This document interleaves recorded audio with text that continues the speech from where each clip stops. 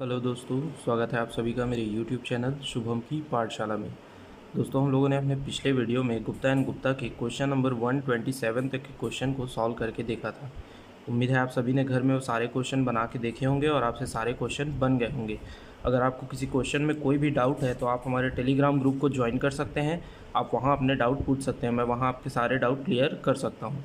और आप हमारे इंस्टाग्राम अकाउंट को भी फॉलो कर सकते हैं, वहाँ आपको नए वीडियो के सारे अपडेट्स मिलते रहेंगे। तो आज के इस वीडियो में हम क्वेश्चन नंबर 128 से आगे के क्वेश्चन को सॉल्व करेंगे। तो चलिए वीडियो को शुरू करते हैं। ठीक है, तो देखिए क्वेश्चन नंबर 128 क्या बोल रहा है। A number of wheel load 3 ton, 4 ton, 5 ton and 6 ton space 2 metre, 3 metre and 4 metre respectively more on simply supported beam AB of span 24 meter with the 3 turn leading from the left to right। Okay, बोल रहा है एक series of wheel load है 3, 4, 5 और 6 ton का। ठीक है, पहले एक लोड का डिस्टेंस कितना है 2 मीटर, फिर 3 मीटर एंड फिर 4 मीटर। और क्या बोल रहा है कि एक बीम है सिंपली सपोर्टेड जिसका स्पान क्या है 24 मीटर, जिसमें 3 टन का जो लोड है, ये 3 टन का जो लोड है वो लीड कर रहा है फ्रॉम लेफ़्ट टू राइट। ठीक है, अब देखिए क्या बोल रहा है। सबसे पहले आधे क्वेश्चन को देखते हैं। क्या बोल रहा है कि इस तरीके से लोड है, सीरीज ऑफ व्हील लोड है। ठीक है, क्या बोल रहा है 3 टन, 4 टन, 5 टन और 6 टन का लोड है, जिसमें बोल रहा है कि 3 टन का लोड लीड कर रहा है फ्रॉम लेफ़्ट टू राइट। ठीक है, तो समझिए ये लेफ़्ट टू राइट, ये देखिए ये 3 टन का लोड लगेगा यहाँ पर।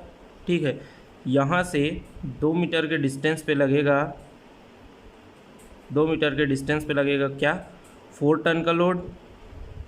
ठीक है, उसके बाद क्या बोल रहा है 3 मीटर के डिस्टेंस पे लगेगा, ये 2 मीटर का डिस्टेंस है। फिर यहाँ से 3 मीटर के डिस्टेंस पे क्या लग रहा है 3 मीटर के डिस्टेंस पे 5 टन का लोड लग रहा है। ठीक है, वहाँ से 4 मीटर के डिस्टेंस पे, ये देखिए ये 4 मीटर के डिस्टेंस पे 6 टन का लोड लग रहा है। ठीक है, तो इस लोड की टोटल लेंथ कितनी हो गई 11 मीटर। ठीक है, तो इस तरीके से लोड दिया हुआ है, सीरीज ऑफ व्हील लोड दिया हुआ है हम लोगों को। ठीक है, और क्या बोल रहा है कि एक सिंपली सपोर्टेड बीम है। ठीक, चलिए एक सिंपली सपोर्टेड बीम बना लेते हैं कुछ इस तरीके से। ठीक है, ये हो गया हमारा सिंपली सपोर्टेड बीम। ठीक है, कितना लेंथ बोल रहा है इसका लेंथ बोल रहा है 20 मीटर है, ये देखिए। ठीक, फिर आगे एक लाइन में क्या बोल रहा है to find the maximum bending moment at 18 metre from A, the load that must be placed at the section is. क्या बोल रहा है कि 18 मीटर के डिस्टेंस पे एक सेक्शन है इसमें। ठीक है, ये ए है, ये बी है, और यहाँ से बोल रहा है कि 18 मीटर का एक सेक्शन है। ये अगर 18 मीटर है, ठीक है, और ये कितना है ये 24 मीटर है, सॉरी ये बीम की लेंथ 24 मीटर है और ये 18 मीटर पे एक सेक्शन है सी। तो रिमेनिंग डिस्टेंस कितना हो गया है, रिमेनिंग डिस्टेंस आपका 6 मीटर हो गया। ठीक है, अब ये बोल रहा है कि इस लोड को मैं कैसे रखूँगा कि कौन इन चारों में से कौन सा लोड जो है वो जब सेक्शन सी पे रखाएगा, ठीक है, तो हमें मैक्सिमम बेंडिंग मोमेंट मिलेगा। ठीक है, इस तरीके का क्वेश्चन हम लोगों ने पहले भी देखा हुआ है। ठीक है, उसमें नॉन वैल्यू नहीं दी थी, बट ऐसा क्वेश्चन हम लोगों ने पहले भी देख चुका है। ठीक है, इसको समझने की कोशिश करना है। ये देखिए,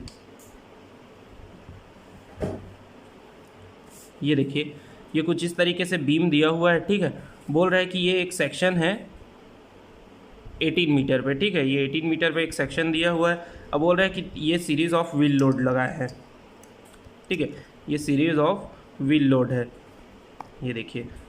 ठीक, अब ये क्या बोल रहा है कि ये व्हील लोड क्रॉस कर रहा है, जब इस बीम को, जब ये series of wheel load beam को क्रॉस करेगा तो कौन सा इन सीरीज़ ऑफ व्हील लोड में से कौन सा वो लोड होगा जो जब एग्जैक्ट इस सेक्शन के ऊपर में आएगा तो हमें मैक्सिमम बेंडिंग मोमेंट मिलेगा। ठीक है, तो देखिए इसका कॉन्सेप्ट क्या है। अब देखिए व्हील लोड को मूव कराते हैं। सबसे पहले ये वाला जो लोड है हमारा, फर्स्ट वाला जो लोड है वो जब इस सेक्शन को क्रॉस करेगा, ठीक है, तो ये देखिए अभी कहाँ पर है, अभी जब इसका लोड का जब हम लोग एवरेज निकालेंगे तो क्या हो रहा है, ए सी जो हमारा पॉइंट है वहाँ पर लोड की वैल्यू ज़्यादा है। ठीक है, और सी बी पे लोड की वैल्यू कम है। ठीक है। तो AC में लोड की वैल्यू ज़्यादा है और CB में लोड की वैल्यू कम है। अब जब हम लोग दूसरे लोड को क्रॉस कराते हैं, ठीक है, और जब एवरेज निकालते हैं तो क्या होता है, अब AC पे लोड की वैल्यू क्या हो जाती है, AC पे लोड की वैल्यू कम हो गई, एवरेज लोड की वैल्यू, और CB पे एवरेज लोड की वैल्यू ज़्यादा हो गई। मतलब क्या हमें पता चल रहा है कि जब हमारा सेकेंड वाला जो व्हील लोड है वो जब क्रॉस कर रहा है तो लोड की वैल्यू चेंज हो रही है बीम में, ठीक है। पहले AC में लोड का एवरेज लोड ज़्यादा था, अब क्या हो गया, जैसे ही ये इस पॉइंट को क्रॉस किया, C सेक्शन को, ये वाला व्हील लोड क्रॉस किया, तो क्या हो गया, CB पे एवरेज लोड की वैल्यू ज़्यादा हो गई, है ना। तो हमें पता है कि हम क्या करेंगे, इस वाला जो लोड है, जो जिस लोड के क्रॉस करने पे लोड की वैल्यू चेंज हो रही थी, एवरेज लोड की वैल्यू चेंज हो रही, उसको हम लोग क्या करेंगे, जस्ट सेक्शन के ऊपर रख देंगे, ठीक है। जैसे ही वो जस्ट सेक्शन के ऊपर रखाएगा, ठीक है, तो क्या हो जाएगा हमारा लोड, ठीक है, ये जो लोड का लेंथ था और जो हमारे बीम का लेंथ था वो क्या हो गया, इक्वल रेशियो में डिस्ट्रीब्यूट हो गया, ठीक है। तो अब हमें क्या मिलेगा, इस लोड के नीचे मैक्सिमम बेंडिंग मोमेंट की वैल्यू मिलेगी, ठीक है। तो ये था कॉन्सेप्ट, इसको थोड़ा न्यूमेरिकली समझते हैं कि कैसा होगा, ठीक है। अब देखिए, देख लेते हैं पहले, ये देखिए, सबसे पहले क्या करते हैं हम लोग, ये 3 टन के लोड, मान लीजिए ये 3 टन का जो लोड है वो क्रॉस करता है, ठीक है, इस सेक्शन को। तो अब क्या होगा, 3 टन का लोड, जब ये देखिए लोड लगा करके ही देख लेते हैं, देखिए क्या किए, जब सबसे पहले 3 टन के लोड को क्रॉस किए, ठीक है, ये 3 टन का लोड इस सेक्शन के क्रॉस में लगा, और इस तरफ क्या लगा हमारा 4 टन, 5 टन और 6 टन, ठीक है। अब जब हम लोग इसका एवरेज निकालते हैं, अब देखिए, अब इसका एवरेज निकालेंगे, सबसे पहले लोड ऑन AC, ठीक है, एवरेज लोड ऑन AC।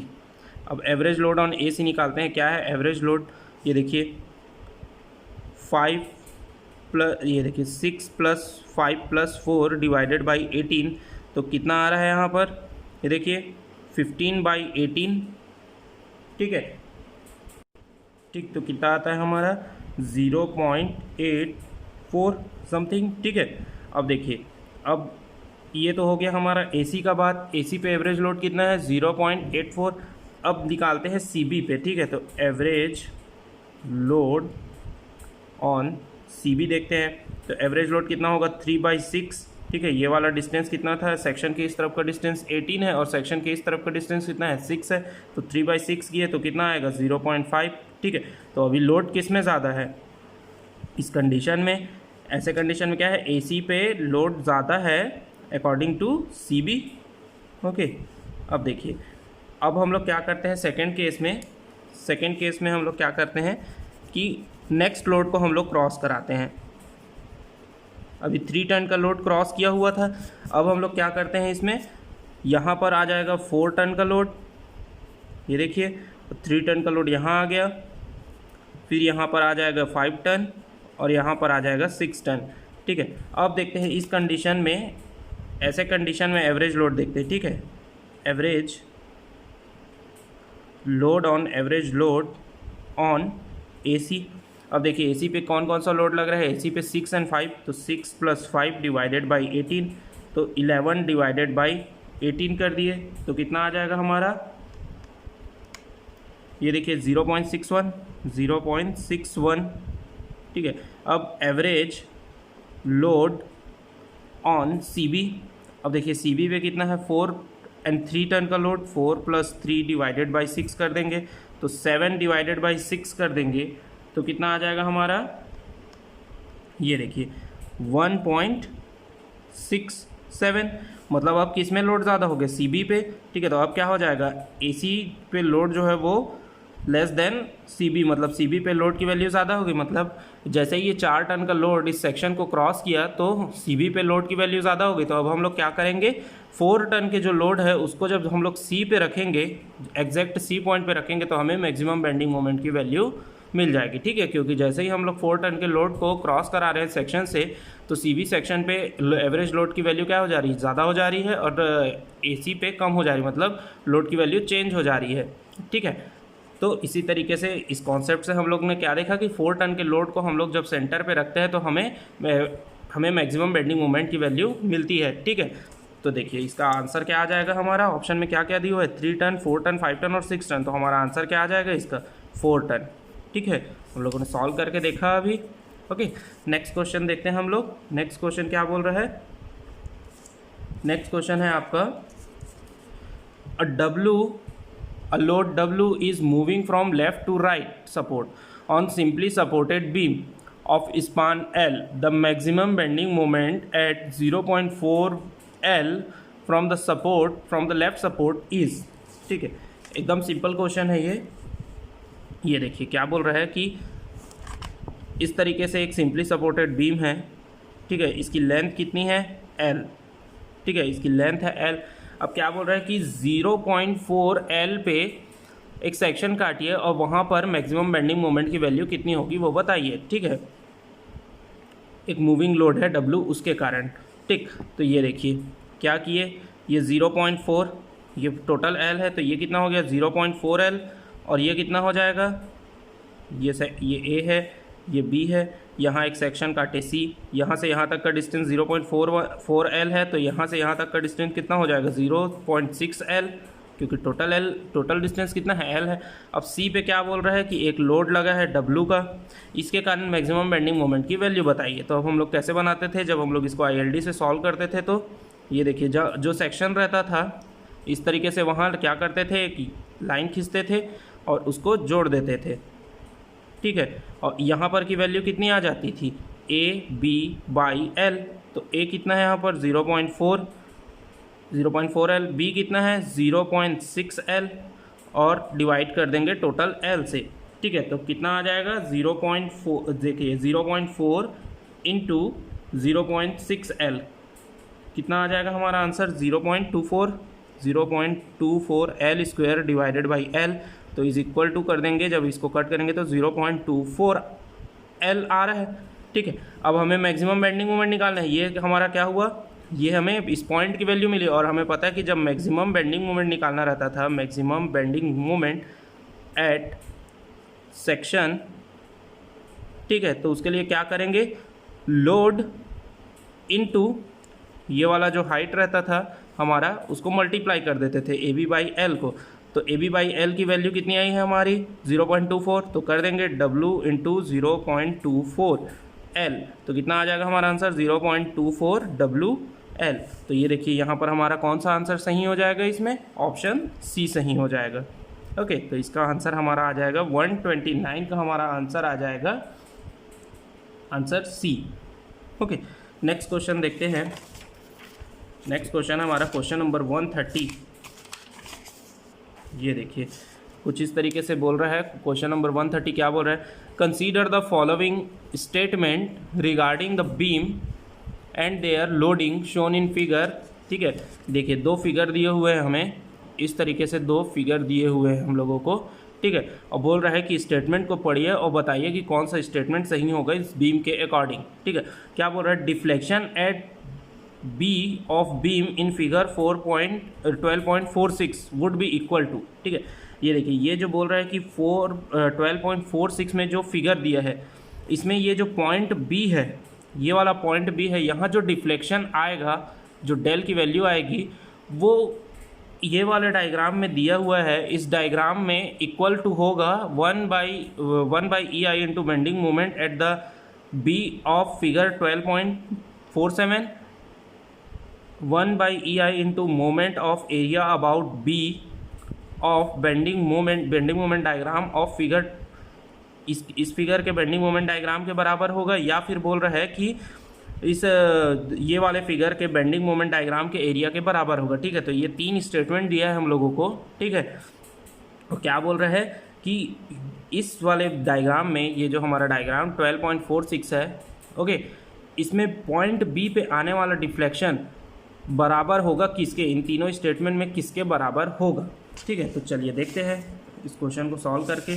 अच्छा क्वेश्चन है ये, थोड़ा ध्यान से समझिएगा, ठीक है। अब देखिए मैं डायग्राम बना लिया, ठीक है। अब हमें पता है कि इस तरीके का जब बीम होता है, जब कैंटिलीवर बीम होता है जिसमें UDL लगा हो, तो उसमें डिफ्लेक्शन की वैल्यू कितनी आती है, WL⁴ डिवाइडेड बाई ATI, ठीक है। ये हम लोगों ने स्लोप डिफ्लेक्शन इक्वेशन में पढ़ा है, ठीक है।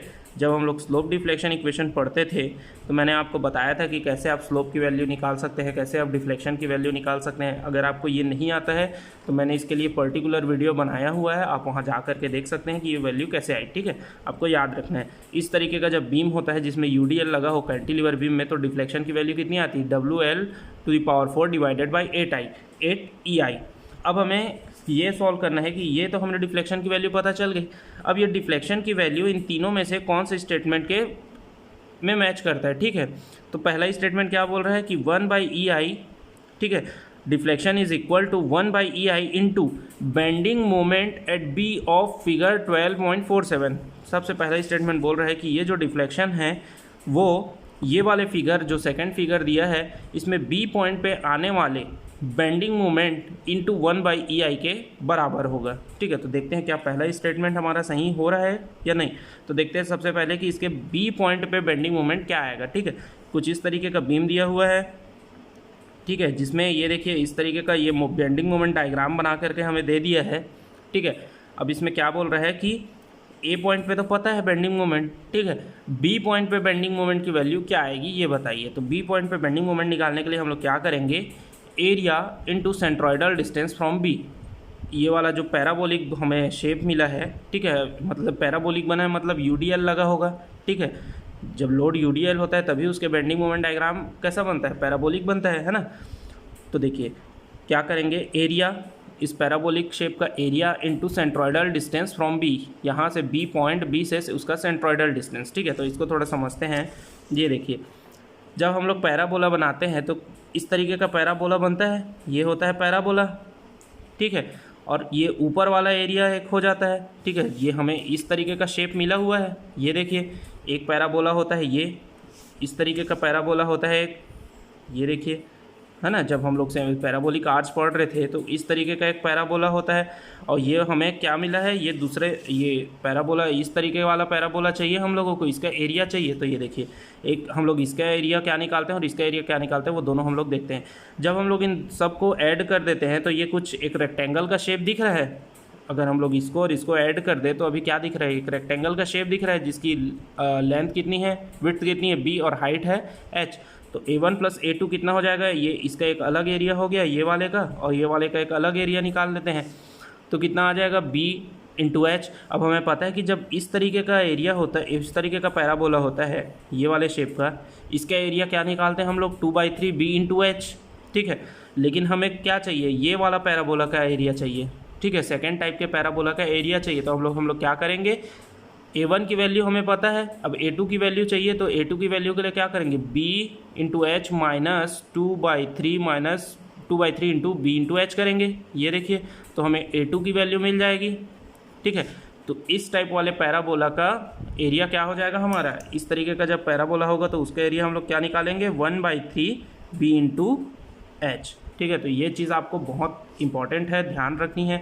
अगर इस टाइप के शेप के पैराबोला का एरिया पूछेगा तो उसका एरिया कितना होगा, 2/3 B × H। और इस तरीके का पैराबोला जब पूछेगा, ये देखिए इस तरीके के पैराबोला का जब एरिया पूछेगा तो उसका एरिया क्या हो जाएगा, 1/3 B × H। अब देखते हैं सेंट्रॉयडल डिस्टेंस का। जो एक रेक्टेंगल है, इस रेक्टेंगल का एरिया क्या होता है, B × H, और इसका सेंट्रॉयडल डिस्टेंस क्या होता है, ये देखिए यहाँ पर आएगा इसका सेंट्रॉयडल क्या आएगा, B/2, इसका सेंट्रॉयडल डिस्टेंस। ट्रायंगल का क्या होता है, ट्रायंगल का एरिया होता है 1/2 B × H। अब इसका ये B से, ये पॉइंट B से यहाँ तक का सेंट्रॉयडल डिस्टेंस कितना होता है, B/3। ठीक है, और अगर मैं A से निकालूँ इसका सेंट्रॉयडल डिस्टेंस, A से सेंट्रॉयडल डिस्टेंस कितना होता है, 2/3 B। और यहाँ से यहाँ तक का से पॉइंट B से अगर सेंट्रॉयडल डिस्टेंस देखूँ तो क्या होगा, वो B/3 होगा। ठीक है, ठीक उसी तरीके से अगर इस पैराबोला में मैं देखूँ, इस पैराबोला में इस पैराबोलिक शेप का एरिया क्या होगा, 1/3 B × H। और इसका सेंट्रॉयडल डिस्टेंस कितना होगा, B पॉइंट से कितना होगा इसका सेंट्रॉयडल डिस्टेंस, B/4। और A पॉइंट से अगर मैं निकालूंगा, ये जो लोएस्ट, देखिए यहाँ पर ये हाइट है, यहाँ हाइट ज़्यादा है, यहाँ से जब मैं निकालूंगा पॉइंट B से तो कितना आएगा इसका, B/H आएगा सेंट्रॉयडल डिस्टेंस। और ये जो लोएस्ट पॉइंट है ये A, यहाँ से अगर मैं सेंट्रॉयडल डिस्टेंस निकालता हूँ तो कितना आएगा, 3/4 B। तो ये दोनों ही चीज़ें इंपॉर्टेंट है, आपको याद रखनी है। ये याद रहेगा तभी आपसे ये क्वेश्चन बन पाएगा। ओके, तो रख देते हैं। अभी देखिए एरिया क्या हो गया इसका, 1/3 B × H। ठीक है। तो h क्या है इसका, WL²/2, ठीक है। b क्या हो जाएगा इसका, l, ये देखिए ये इसका विड्थ कितना है, l है, हाइट कितना है, WL²/2, सेंटर ऑफ ग्रेविटी कितना है, ये देखिए लोएस्ट पॉइंट से मैंने बताया, लोएस्ट पॉइंट से इस तरीके का जब शेप होता है तो लोएस्ट पॉइंट से सेंट्रोइडल डिस्टेंस कितना होता है, 3/4b, तो यहाँ पर रख दिए 3/4 और b के जगह क्या आ जाएगा, लेंथ, ठीक है।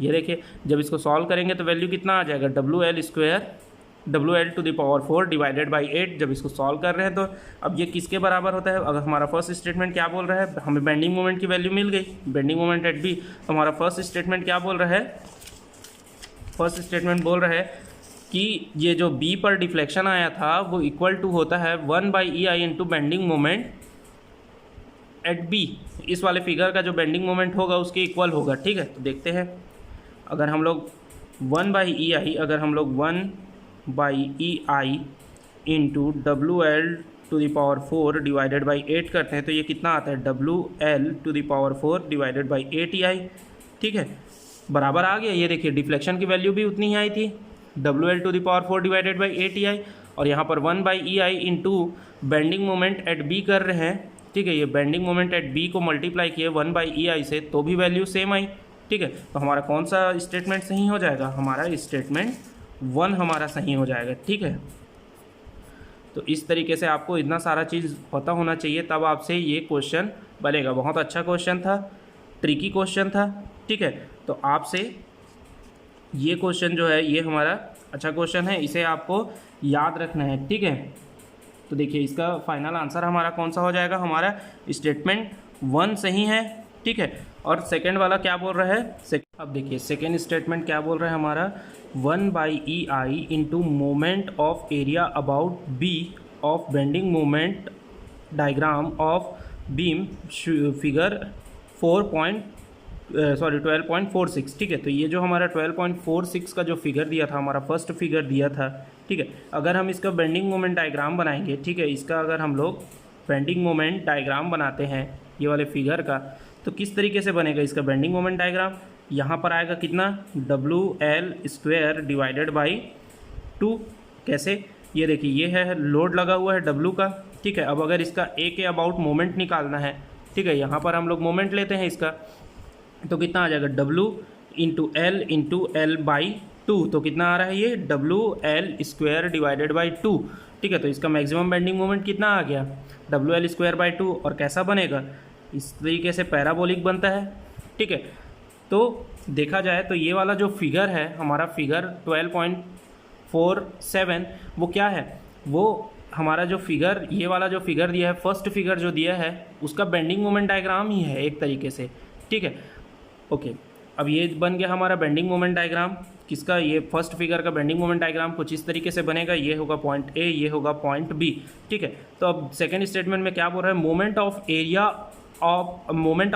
About B of bending moment diagram of figure first, ठीक है। तो फर्स्ट फिगर का अगर बेंडिंग मोमेंट डायग्राम जो है उसका हम क्या करेंगे, मोमेंट ऑफ एरिया निकालेंगे, किसके अबाउट, बी के अबाउट, ये पॉइंट बी के अबाउट। तो जो आंसर आएगा वो क्या होगा, वो यहाँ बी पॉइंट पे आने वाले डिफ्लेक्शन के बराबर होगा बोल रहा है, ठीक है। तो अब देखिए अगर इस वाले डायग्राम का बी के अबाउट मोमेंट निकालेंगे, तो अभी हम लोग क्या किए, वही चीज़ तो किए थे, बेंडिंग मोमेंट एट बी जो निकाले थे। तो देखिए एरिया अबाउट क्या करेंगे, सेंट्रोइडल डिस्टेंस एट बी, तो यही चीज़ तो है, सेम चीज़ निकालने बोल रहे हैं इस वाले बेंडिंग मोमेंट डायग्राम का, इसके बेंडिंग मोमेंट डायग्राम का एरिया, ठीक है, मोमेंट ऑफ एरिया निकालने बोल रहा है पॉइंट बी के अबाउट। तो उसका आंसर कितना आ जाएगा, उसका आंसर वही आएगा WL⁴/8, ठीक है। अब इसका मल्टीप्लाई किससे करने बोल रहे हैं, 1/EI से, तो 1/EI से अगर मल्टीप्लाई करेंगे तो कितना आ जाएगा, WL/4 डिवाइडेड बाई 8EI, तो कितना आ गया डिफ्लेक्शन, ये पॉइंट बी पे जितना डिफ्लेक्शन आया उसके बराबर आ गया, ठीक है। तो हमारा स्टेटमेंट 2 भी सही हो गया, ठीक है। तो हमारा कौन सा ऑप्शन सही हो जाएगा, हमारा ऑप्शन बी सही हो जाएगा, हमारा स्टेटमेंट 1 और स्टेटमेंट 2 जो है वो सही हो जाएगा। ओके, 131 का, ये देखिए 131 बोल रहा है कॉन्जुगेट बीम दिया हुआ है, which one of the following pair of given beam and its conjugate beam are correctly matched. तो ये देखिए जब कॉन्जुगेट बीम का हम लोग देखे थे, क्या होता है जब ओरिजिनल बीम में फार एंड जो है हिंज हो, तो कॉन्जुगेट बीम में भी फार एंड हिंज होता है। ओरिजिनल बीम में अगर फार एंड फिक्स्ड हो तो कॉन्जुगेट बीम में फार एंड फ्री हो जाता है। अगर ओरिजिनल बीम में फार एंड फ्री हो तो कॉन्जुगेट बीम में फार एंड फिक्स्ड हो जाता है। अगर ओरिजिनल बीम में बीच में हिंज सपोर्ट लगा हो तो कॉन्जुगेट बीम में वो इंटरनल हिंज बन जाता है। ठीक है, तो ये चीज़ समझ में आ गया क्या होता है। अब देखिए इस क्वेश्चन को, देखिए क्या बोल रहा है। फर्स्ट डायग्राम में क्या बोल रहा है, फर्स्ट डायग्राम में ओरिजिनल बीम दिया हुआ है आपको, ठीक है, ये ओरिजिनल बीम दिया हुआ है, ये कॉन्जुगेट बीम है। अब बोल रहा है कि कौन सा पेयर मैच कर रहा है। ठीक है, तो पहले देखिए ये सिंपली सपोर्टेड था, फार एंड हिंज है। ठीक है, ये देखिए फार एंड हमारा हिंज है ना, तो ये हमारा कॉन्जुगेट बीम में भी क्या होगा, फार एंड हिंज ही होगा, सिंपली सपोर्टेड ही होगा। ये देखिए ओरिजिनल बीम में अगर हिंज सपोर्ट रहता है तो कॉन्जुगेट बीम में भी हिंज रहता है, तो हमारा फर्स्ट स्टेटमेंट सही हो गया। सेकेंड स्टेटमेंट में क्या बोल रहा है, अगर फार एंड फ्री हो, ठीक है, फार एंड अगर फ्री हो ओरिजिनल बीम में, ठीक है, तो कॉन्जुगेट बीम में क्या होता है, फार एंड फिक्स्ड हो जाता है। ये देखिए हमारा फार एंड क्या हो गया, फिक्स्ड हो गया, है ना। लेकिन इसमें क्या किया है, इसमें ये देखिए जो ए था उसको बी कर दिया है यहाँ पर।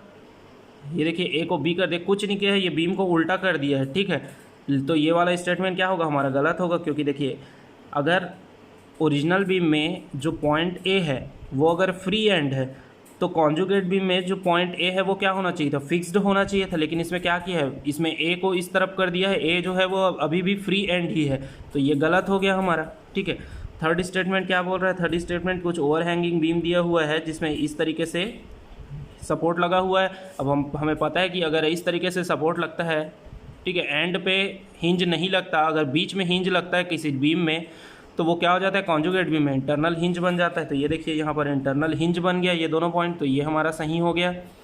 फोर्थ में क्या बोल रहा है, कुछ इस तरीके से बीम दिया हुआ है, फार एंड, ये देखिए ये सपोर्ट ए जो है वो हिंज है, फिर यहाँ पर एक हिंज सपोर्ट लगा है, फिर ये ओवर हैंगिंग है, तो ये वाला पॉइंट क्या हो जाएगा, ये जो फ्री वाला पॉइंट था वहाँ क्या लग जाएगा, वहाँ लग जाएगा फिक्स सपोर्ट। ठीक है, और यहाँ पर क्या आ जाएगा, इंटरनल हिंज आ जाएगा। ठीक है, तो हमारा ऑप्शन 4 सही हो जाएगा। ठीक है, तो इस तरीके से हमारा ऑप्शन 1, ऑप्शन 3, ये देखिए हमारा ऑप्शन 1, ऑप्शन 3 और ऑप्शन 4 सही है। तो हमारा क्या आंसर आ जाएगा, हमारा आंसर आ जाएगा बी। ठीक है, हमारा बी ऑप्शन जो है वो सही हो जाएगा। ठीक, नेक्स्ट क्वेश्चन क्या बोल रहे हैं हम लोगों का, नेक्स्ट क्वेश्चन बोल रहा है हमारा, a cantilever beam A B fixed at end A carrying a load W with free end B, ठीक है, is found deflected del at the mid point of A B. ठीक है, क्या बोल रहा है कि 132 नंबर का क्वेश्चन हमारा क्या बोल रहा है कि एक इस तरीके से कैंटिलीवर बीम है। ठीक है, ये है ए, ये है बी। अब बोल रहा है कि अगर पॉइंट बी पे W का लोड लग रहा है, ठीक है, तो इसके कारण जो डिफ्लेक्शन आ रहा है, तो यहाँ मिड पॉइंट पे डिफ्लेक्शन कितना आ रहा है, डेल। मिड पॉइंट पे डिफ्लेक्शन कितना आ रहा है, डेल। ये देखिए मिड पॉइंट पे डिफ्लेक्शन कितना आ गया, डेल। सेकंड लाइन में क्या बोल रहा है, the deflection of B due to load W/2 at the mid point will be. अब सेकंड ऑप्शन हमें बोल रहा है, सेकंड स्टेटमेंट में बोल रहा है कि अगर ये ए बी पॉइंट है, अगर मिड इसका जो सेक्शन है वहाँ पर मैं W/2 का लोड लगा दूँ, W/2 का लोड लगा दूँ, तो सेक्शन जो बी है हमारा, ये पॉइंट बी है, यहाँ पर डेल की वैल्यू कितनी होगी। ठीक है, डेल की वैल्यू कितनी होगी। ओके, तो मैं बोल देता हूँ कि मान लीजिए एक्स अमाउंट का डिफ्लेक्शन आएगा। ठीक है, इसमें हम लोग क्या करेंगे, मैक्सवेल रेसिप्रोकल थ्योरम यूज़ करेंगे। क्या करेंगे, ये लोड के कारण डिफ्लेक्शन, लोड इंटू डिफ्लेक्शन, इस पॉइंट पे लोड और डिफ्लेक्शन को मल्टीप्लाई करेंगे, W/2 into del is equal to W into x. ठीक है, हम लोगों ने पहले भी मैक्सवेल रेसिप्रोकल थ्योरम से क्वेश्चन सॉल्व किया हुआ है। ठीक है, इस पॉइंट पे load into deflection is equal to इस पॉइंट पे लोड इंटू डिफ्लेक्शन। ठीक है, तो यहाँ लोड इंटू डिफ्लेक्शन किए और यहाँ पर लोड इंटू डिफ्लेक्शन किए, तो इसमें आंसर कितना आ जाएगा, एक्स का आंसर आ जाएगा W/2 into del by W। तो W कटा तो कितना आ गया हमारा आंसर, डेल/2। ठीक है, तो हमारा एक्स का वैल्यू कितना आ गया, हमारा क्वेश्चन नंबर 132 में एक्स का वैल्यू कितना आ गया है, मतलब ये वाले पॉइंट पे डिफ्लेक्शन कितना आएगा, डेल/2। और ऑप्शन कौन सा सही हो जाएगा, हमारा ऑप्शन सही हो जाएगा ऑप्शन सी। ठीक है, देखिए आपके को जो बुक दिया है, बुक में आपका ऑप्शन दिया है 2 डेल, जो कि गलत ऑप्शन है। ठीक है, ये गलत आंसर होगा, ये आपका आंसर 2 डेल नहीं आएगा, आपका आंसर जो है वो डेल/2 आएगा। ओके, नेक्स्ट क्वेश्चन देखते हैं। हमारा नेक्स्ट क्वेश्चन है 134 नंबर का क्वेश्चन। ये देखिए 134 नंबर का क्वेश्चन हमें दिया हुआ है, इस तरीके से बीम दे दिया है हमें, ठीक है। एक स्वे फ्रेम दिया है, सॉरी बीम नहीं दिया है, एक स्वे फ्रेम दे दिया है, ठीक है। अब बोल रहा है कि इसमें इस तरीके से यहाँ 2 किलो न्यूटन का लोड लगा है और बोल रहा है कि कौन सा bending moment diagram for frame इस करेक्ट होगा, ठीक है। अब देखिए ऐसे बीम को आप मोमेंट डिस्ट्रीब्यूशन मेथड से सॉल्व करते हैं, ठीक है। इसमें क्या रहता है, 2 डायग्राम आपको बनाना रहता है। एक होता है फ्री मोमेंट डायग्राम, ठीक है, फ्री मोमेंट डायग्राम हमें पता है फ्री मोमेंट डायग्राम क्या होता है, और एक होता है एंड मोमेंट डायग्राम, ठीक है। तो जब आप स्लोप डिफ्लेक्शन इक्वेशन से जब सॉल्व करते हैं तो आपको एंड मोमेंट डायग्राम मिलता है, ठीक है। और फ्री मोमेंट डायग्राम क्या होता है, जैसे एक सिंपली सपोर्टेड बीम है, ठीक है, इसके लिए फ्री मोमेंट डायग्राम क्या होगा, WL/4, ठीक है। और अगर इस तरीके से UDL लगा हो, सिंपली सपोर्टेड बीम हो, तो इसके लिए फ्री मोमेंट डायग्राम क्या होता है, WL²/8, ठीक। तो इसको हम लोग क्या बोलते हैं, फ्री मोमेंट डायग्राम। और जब बीम को सॉल्व करने के बाद सारे एंड्स पे, ये जो सब एंड है, इसमें जो मोमेंट की वैल्यू आती है उसको हम लोग क्या बोलते हैं, एंड मोमेंट, ठीक है। तो देखिए अगर आप इसको सॉल्व करने के लिए जाएंगे तो आपका बहुत सारा टाइम वेस्ट हो जाएगा, ठीक है। और हमारे पास कंपटीशन एग्जाम में इतना टाइम नहीं रहता कि इतने बड़े क्वेश्चन को आप मोमेंट डिस्ट्रीब्यूशन मेथड से पूरा सॉल्व करो, ठीक है। तो अब हमें क्या करना है, हमें ट्रिक लगाना है और अंदाजे से जो हमें आंसर को सॉल्व करना है, ठीक है। हमें कॉन्सेप्ट लगाना है और आंसर को सॉल्व करना है। देखिए ये चारों डायग्राम आपको दिए हुए हैं, ठीक है। अब देखिए तो हमें पता है कि डायग्राम जो भी होगा उसमें क्या रहेगा, उसमें एंड मोमेंट के लिए diagram end moment diagram plus free moment diagram, ठीक है। ये दोनों ऐड रहेगा, ठीक है। इन दोनों को मिला करके जो भी हमारा डायग्राम का वैल्यू बनेगा, ठीक है। अब देखिए अब हमें पता है पॉइंट लोड के लिए क्या बनता है, डायग्राम किस तरीके से बनता है, लीनियर। अगर पॉइंट लोड होता है वहाँ डायग्राम कैसा बनता है, लीनियर, कुछ इस तरीके से ट्रायंगल बनता है। और जहाँ UDL होता है वहाँ डायग्राम कैसा बनता है, इस तरीके से पैराबोलिक बनता है, ठीक है। तो ये देखिए यहाँ पर क्या लगा हुआ है, यहाँ पर लगा है पॉइंट लोड, मतलब यहाँ पर क्या आएगा, जो भी डायग्राम आएगा वो कुछ इस तरीके से ट्रायंगल बनना चाहिए। और ये यहाँ पर लगा है UDL, मतलब यहाँ पर क्या बनना चाहिए, पैराबोला बनना चाहिए, ठीक है। तो हमारा ऑप्शन ए तो गलत हो जाएगा क्योंकि यहाँ लगा है पॉइंट लोड और यहाँ क्या बना दिया है, ये पैराबोला बना है, तो ऑप्शन ए तो गलत है, ठीक है। ऑप्शन बी देखिए, ऑप्शन बी में भी यहाँ पर पैराबोला बनाया है, ठीक है, तो ये भी गलत है। तो हमारा 2 ऑप्शन तो गलत हो गया, ठीक है। अब ऑप्शन 3 और 4 को देखते हैं, ठीक है। ऑप्शन 3 में क्या किया है, ट्रायंगल बनाया है, यहाँ पर पैराबोला बनाया है, ठीक है। ऑप्शन डी में क्या किया है, उसमें भी ट्रायंगल बनाया है, पैराबोला बनाया है, लेकिन इसमें क्या किया है, इसमें सिर्फ फ्री मोमेंट के लिए बनाया है, ठीक है। फ्री मोमेंट डायग्राम बस बना दिया है यहाँ पर, ठीक है। और एंड मोमेंट डायग्राम नहीं बनाया है, लेकिन इस वाले में देखिए फ्री मोमेंट डायग्राम तो बनाया ही है, ठीक है। साथ ही साथ क्या किया है, एंड मोमेंट के लिए भी डायग्राम यहाँ पर बनाया है। तो हमारा कौन सा ऑप्शन सही हो जाएगा, ऑप्शन हमारा सी सही हो जाएगा, ठीक है। तो इस तरीके से आपको कॉन्सेप्ट जब आपको पता रहेगा तब आप ट्रिक लगा पाएंगे, ठीक है। तो आपको कॉन्सेप्ट पता होना चाहिए कि free moment diagram point load के लिए ट्रायंगल बनता है और UDL के लिए पैराबोला बनता है, फ्री मोमेंट डायग्राम, ठीक है। और जो भी इस तरीके का स्ट्रक्चर देगा उसमें पूछेगा डायग्राम बताओ, तो क्या हमारा सही होगा, उसमें end moment diagram plus free moment diagram दोनों को मिला करके जो डायग्राम बनेगा वही हमारा आंसर सही होगा, ठीक है। तो इस तरीके से आप इसको सॉल्व कर सकते हैं कॉन्सेप्ट से।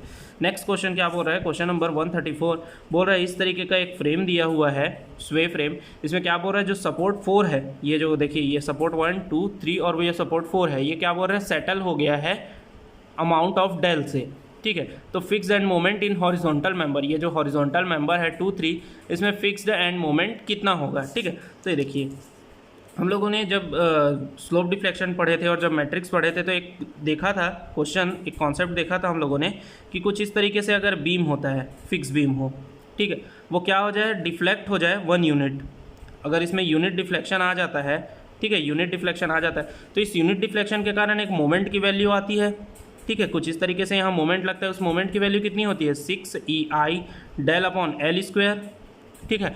और इस मोमेंट को काउंटर करने के लिए एक फोर्स लगता है, ठीक है। अब अगर ये क्लॉकवाइज लग रहा है तो इसको काउंटर करने के लिए मुझे कैसा फोर्स लगाना पड़ेगा, एंटी क्लॉकवाइज, ठीक है। तो एंटी क्लॉकवाइज इस बीम को क्या घुमाएगा, जब नीचे की ओर फोर्स लगाऊंगा वो इस बीम को एंटी क्लॉकवाइज घुमाएगा, ठीक है। तो यहाँ एक एंटी क्लॉकवाइज फोर्स लगता है, ठीक है। इस फोर्स की वैल्यू कितनी होती है 12 EI del upon L cube, ठीक है। ये चीज़ हम लोगों ने देखा था, ठीक है। अगर फार एंड फिक्स हो तो अगर इस तरीके से सिंपली सपोर्टेड हो और सेम चीज़ इस तरफ भी लगता है, अगर ये क्लॉकवाइज है तो ये भी क्या होगा, क्लॉकवाइज मोमेंट लगेगा, ठीक है। क्या कितना सेम अमाउंट का 6 EI del upon L square, और इसे इस मोमेंट को काउंटर करने के लिए एक फोर्स लगेगा 12 EI del upon L cube. ये कॉन्सेप्ट हम लोगों ने देखा था। अब अगर इसमें फार एंड जो है, यहाँ तो दोनों एंड फिक्स था, अब अगर इसमें एक एंड जो है वो हिंज हो जाए, प्रॉप कैंटिलीवर हो जाए, ठीक है। प्रॉप कैंटिलीवर हो गया। अब इसमें कुछ इस तरीके से कर दिए, ठीक है, कुछ इस तरीके से ये डेल यूनिट डिफ्लेक्शन आता है, ठीक। तो इसमें क्या हो जाएगा, इसमें जो मोमेंट की वैल्यू होगी वो कितनी हो जाएगी 3 EI del upon L square, और यहाँ पर फोर्स की वैल्यू कितनी हो जाएगी 3 EI del upon L cube. Okay, तो ये आपको याद रखना है व्हेन, देखिए fixed end moment, fixed end moment when far end is fixed, तो कितना आएगा 6 EI del by L square, और when far end is hinge, तब के केस में कितना आएगा 3 EI del by L square, ठीक है। तो ये दोनों चीज़ आपको याद रखना है, ये कॉन्सेप्ट आपको याद रखना है, ठीक है। अब देखिए यहाँ पर क्या पूछ रहा है, मिडिल वाले स्पान पे पूछ रहा है। अब मिडिल वाला स्पान को हम क्या मानते हैं, इंटरमीडिएट जो सपोर्ट होता है उसको हम लोग फिक्स सपोर्ट मानते हैं, ठीक है। तो फिक्स सपोर्ट के लिए मैंने अभी बताया कितना होता है फिक्स सपोर्ट के लिए 6 EI del by L square. तो ये देखिए अब 6 रख देते हैं, 6 EI डेल अपॉन L कितना है इसका 4 मीटर है, तो 4 का स्क्वायर तो कितना आ जाएगा 6 EI डेल बाई 16, ठीक है। तो ये देखिए हमारा ऑप्शन कौन सा सही हो रहा है 6 EI डेल बाई 16, तो हमारा ऑप्शन कौन सा सही हो रहा है 134 का हमारा ऑप्शन सही हो रहा है बी, ठीक है। तो ये हमारा बी ऑप्शन सही हो जाएगा। आपको ये कॉन्सेप्ट आपको याद रखना है, ठीक है, कि जब डिफ्लेक्शन देते हैं यहाँ भी क्या हुआ था, सिंक हो गया था, सेटल हो गया था, मतलब डिफ्लेक्शन आ गया था कुछ, ठीक है। सेम इसी तरीके से यहाँ भी हुआ था। ये देखिए एक यूनिट डिफ्लेक्शन दिए तो उसके कारण मोमेंट की वैल्यू कितनी आई थी सपोर्ट पे 6 EI del by L square, तो सेम चीज़ तो यहाँ भी किए हैं। और अगर यहाँ पर हिंज सपोर्ट होता तो कितना आ जाता 3 EI del by L square. तो ये दोनों ये कॉन्सेप्ट आपको छोटे छोटे जो कॉन्सेप्ट है ये आपको याद रखने हैं, ठीक है। तो इस तरीके से आज के इस वीडियो में हम लोगों ने क्वेश्चन नंबर 134 तक के क्वेश्चन को सॉल्व करके देखा है। नेक्स्ट वीडियो में हम लोग इससे आगे के क्वेश्चन को सॉल्व करेंगे। ओके, अगर आप सभी सारे क्वेश्चन को बना करके देखिए, किसी क्वेश्चन में अगर आपको डाउट होता है तो आप हमारे टेलीग्राम ग्रुप को ज्वाइन कर सकते हैं, वहाँ पर आकर आप डाउट पूछ सकते हैं, ठीक है। और आप हमारे इंस्टाग्राम अकाउंट को भी ज्वाइन कर सकते हैं जिसमें आपको लेटेस्ट अपडेट मिलते रहेंगे वीडियो से रिलेटेड, ठीक है। तो मिलते हैं अगले वीडियो में, तब तक आप क्वेश्चन को बना करके देखिए। ओके।